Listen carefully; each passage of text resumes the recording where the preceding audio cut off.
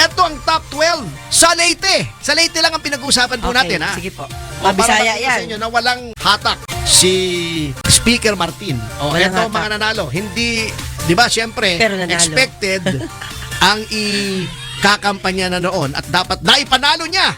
Kung siya ay magaling na leader, ay buong alyansa. Oo. Di ba? Yung Pero grupo niya ito, talaga.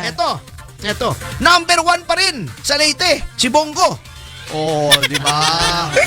Identified kay Duterte. Okay. Wala mo kung sino number 2. Sa Sino Leyte, po? Leyte.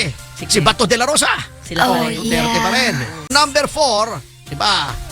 Magkagalit sila ni Aimee. Number 4 pa rin si Aimee sa Leyte.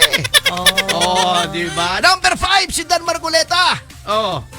Number 6, si Erwin Tulfo. So sa top 6, ang kandidato lang niya na pumasok ay si Erwin Tulfo, number 6 pa.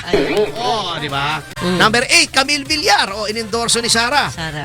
Dati yan, matatalo na eh. Opo. Inendorso ni Sara, nanalo. Di ba?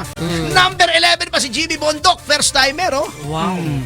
Mas marami pang boto ni Jimmy Bondoc sa Leyte kaysa kay Pia Cayetano.